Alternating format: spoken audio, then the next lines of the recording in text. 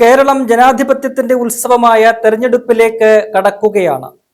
ആദ്യഘട്ടമായി സംസ്ഥാനം തദ്ദേശ തെരഞ്ഞെടുപ്പിന്റെ കേളികൊട്ടിലേക്ക് ഇറങ്ങുന്നു. ഇന്ന് നവംബർ 2-ാം തീയതി ഞായറാഴ്ചയാണ്.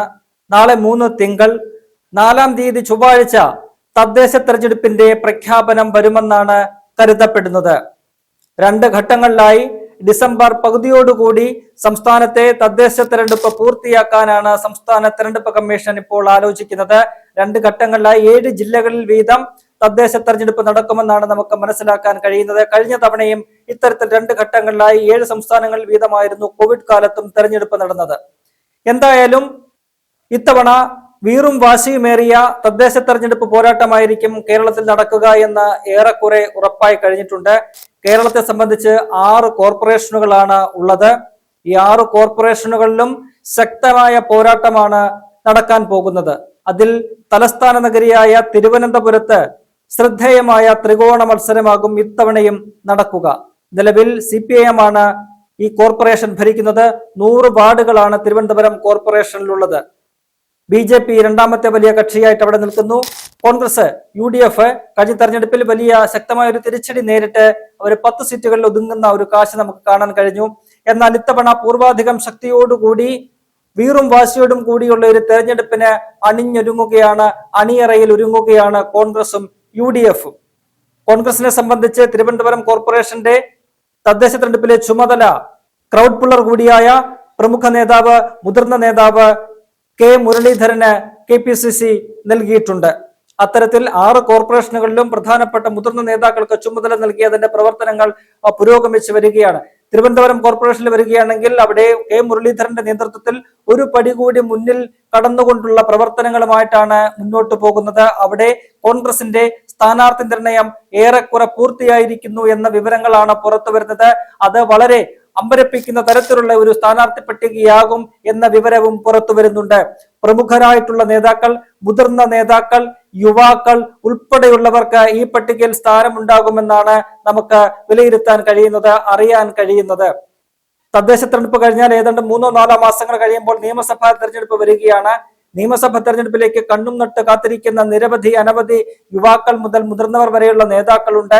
എന്നാൽ AICC ഇത്തവണ നൽകിയിരിക്കുന്ന നിർദ്ദേശം എന്ന് പറയുന്നത് ആദ്യം തദ്ദേശ തെരഞ്ഞെടുപ്പ്, അത് കഴിഞ്ഞ് മാത്രമേ നിയമസഭാ തെരഞ്ഞെടുപ്പിനെ കുറിച്ച് നമുക്ക് ആലോചിക്കേണ്ടതുള്ളൂ. കാരണം തദ്ദേശ തെരഞ്ഞെടുപ്പ് എന്ന് പറയുന്നത് ഒരു ടെസ്റ്റ് ഡോസ് ആണ്, ഒരു സെമി ഫൈനലാണ്. അതിന്റെ റിസൾട്ടിന്റെ അടിസ്ഥാനത്തിലാണ് പാർട്ടികളും മുന്നണികളും ഒക്കെ തന്നെ നിയമസഭാ തെരഞ്ഞെടുപ്പിലേക്ക്, അതിനുള്ള ഒരുക്കങ്ങളിലേക്ക് അവർ പോകുന്നത്. അതുകൊണ്ട് തന്നെ തദ്ദേശ തെരഞ്ഞെടുപ്പിൽ ഏറ്റവും മികച്ച പ്രകടനം കാഴ്ചവെക്കുക, അവിടെ ഭൂരിപക്ഷം തദ്ദേശ സ്ഥാപനങ്ങളിലും ഭരണം പിടിച്ചടക്കുക, ആ ഒരു ആത്മവിശ്വാസത്തിൽ നിയമസഭാ തെരഞ്ഞെടുപ്പിലേക്ക് നീങ്ങിയാൽ നിയമസഭാ തെരഞ്ഞെടുപ്പിൽ 100-ലധികം സീറ്റുകളുമായിട്ട് കോൺഗ്രസിന്, UDFന് അധികാരത്തിൽ തിരിച്ചെത്താൻ കഴിയുമെന്ന് AICC ഉറച്ചു വിശ്വസിക്കുന്നു. അതിന്റെ അടിസ്ഥാനത്തിലുള്ള ശക്തമായ നിർദ്ദേശങ്ങളാണ് AICC നൽകിയിരിക്കുന്നത്. തിരുവനന്തപുരം കോർപ്പറേഷൻ ഉൾപ്പെടെ പ്രമുഖരായ നേതാക്കൾ, മുതിർന്ന നേതാക്കൾ ഇറങ്ങണം, ഭരണം പിടിക്കാൻ എന്തും ചെയ്യണം എന്നൊരു നിർദ്ദേശമാണ് അവിടെ കൊടുത്തിരിക്കുന്നത്. അവിടെ ഈ പറയുന്നത് പോലെ മൂപ്പിളമ തർക്കത്തിന്റെ ഒന്നും ആവശ്യമില്ല. മുതിർന്ന നേതാക്കൾ തങ്ങൾ നിയമസഭയിലെ മത്സരിക്കൂ അല്ലെങ്കിൽ പാർലമെന്റിലേക്ക് മത്സരിക്കൂ എന്നുള്ള പിടിവാശിയും കൊണ്ടൊന്നും ഇരുന്നിട്ട് യാതൊരു കാര്യവുമില്ല. പാർട്ടി പറഞ്ഞാൽ എവിടെയും മത്സരിക്കാൻ, അത് പഞ്ചായത്തിലെ വാർഡിലാണെങ്കിൽ പോലും മത്സരിക്കാൻ കോൺഗ്രസ് നേതാക്കൾ തയ്യാറായിരിക്കണമെന്ന് AICC നേതൃത്വം നിർദ്ദേശം നൽകിയിട്ടുണ്ട്. അത് KPCC ഈ നേതാക്കൾക്കും പ്രവർത്തകർക്കുമെല്ലാം കൈമാറിയിട്ടുമുണ്ട്. അതുകൊണ്ട് തന്നെ തിരുവനന്തപുരം കോർപ്പറേഷനിൽ പ്രമുഖരായിട്ടുള്ള മുൻ MLA-മാരായിട്ടുള്ള യുവാക്കളായിട്ടുള്ള തലമുതിർന്ന നേതാക്കൾ ഉൾപ്പെടെയുള്ളവർ സ്ഥാനാർത്ഥി പട്ടികയിൽ ഇടം പിടിച്ചു എന്നാണ് കോർപ്പറേഷന് ചുമതലയുള്ള K. മുരളീധരൻ ഇന്ന് മാധ്യമങ്ങളോട് വെളിപ്പെടുത്തിയിരിക്കുന്നത്. അതിൽ സുപ്രധാനപ്പെട്ട ഒരു പേരെന്ന് പറയുന്നത് KS ശബരിനാഥനാണ്.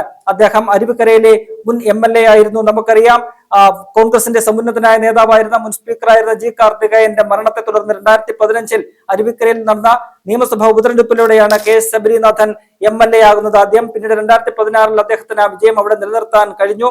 2021 അദ്ദേഹത്തിന് നേരിയ വോട്ടുകളുടെ ഭൂരിപക്ഷത്തിൽ ആ മണ്ഡലം നഷ്ടപ്പെടുന്ന ഒരു കാഴ്ച കണ്ടു. പിന്നീട് അദ്ദേഹം യൂത്ത് കോൺഗ്രസിന്റെ ഉപാധ്യക്ഷൻ എന്നുള്ള നിലയിലൊക്കെ പ്രവർത്തിച്ചു വരികയാണ്. ഈ പറയുന്ന തദ്ദേശ തെരഞ്ഞെടുപ്പിന്റെ ചുമതലയൊക്കെ തന്നെ അദ്ദേഹത്തിന് അവിടെ കൊടുത്തിട്ടുണ്ട്. തദ്ദേശ തെരഞ്ഞെടുപ്പിന്റെ വോട്ടർ പട്ടികയുമായി ബന്ധപ്പെട്ടുള്ള കോൺഗ്രസിന്റെ പരാതികളും വിമർശനങ്ങളും ഒക്കെ തന്നെ ഉന്നയിക്കുന്നതും അതിനുള്ള സ്ക്രൂട്ടിനി നടത്തുന്നതും ഒക്കെ തന്നെ ശബരിനാഥന്റെ നേതൃത്വത്തിലുള്ള ഒരു സംഘമാണ്. അതുകൊണ്ട് തന്നെ KS ശബരിനാഥനെ ഈ തദ്ദേശ തെരഞ്ഞെടുപ്പിൽ കോർപ്പറേഷനിൽ ഇറക്കി കോർപ്പറേഷൻ പിടിക്കാനുള്ള ഒരു നീക്കം നടത്തുകയാണ് കോൺഗ്രസ് നേതൃത്വം ചെയ്യുന്നത്.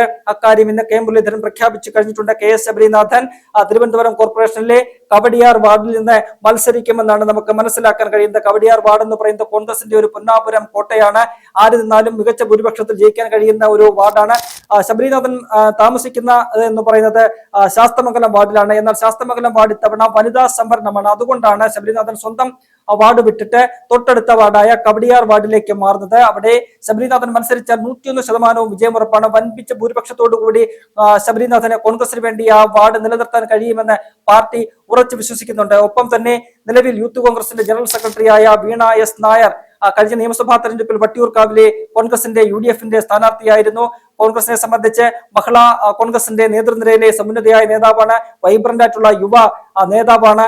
വഴുതക്കാടും വാർഡിലേക്ക് ആണ് ഇത്തവണ ഈ കോർപ്പറേഷനിൽ മത്സരിപ്പിക്കാൻ ഒരുങ്ങുന്നത്.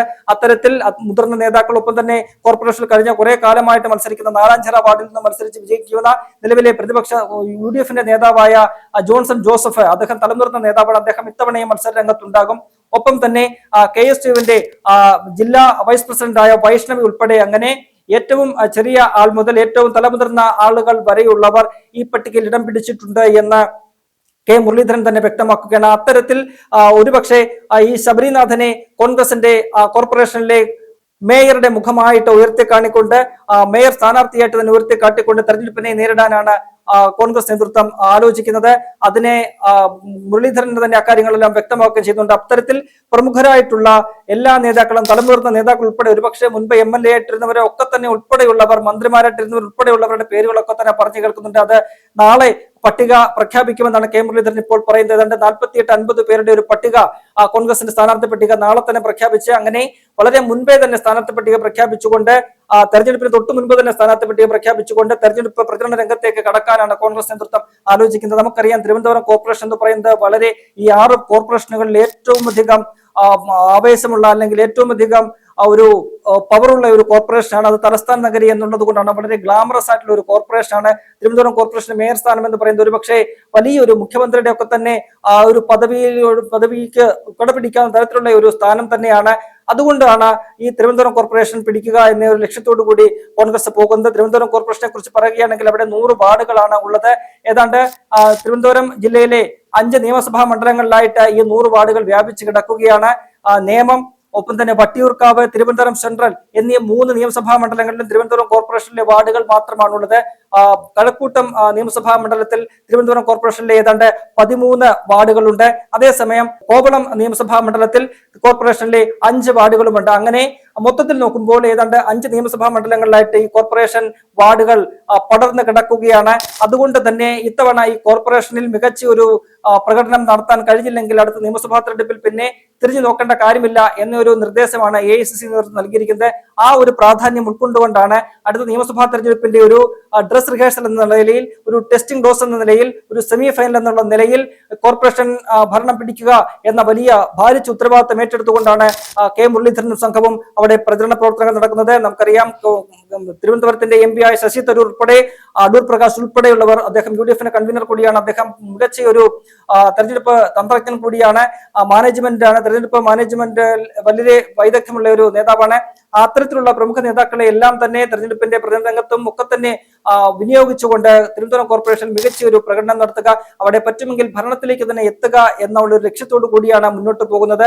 അതിനുള്ള എല്ലാ അടവുകളും പയറ്റുക, സർജിക്കൽ സ്ട്രൈക്ക് എന്നുള്ള നിലയിൽ സ്ഥാനാർത്ഥി നിർണയം നടത്തുക എന്നതാണ് കോൺഗ്രസ് ഇപ്പോൾ ആലോചിച്ചിരിക്കുന്നത്.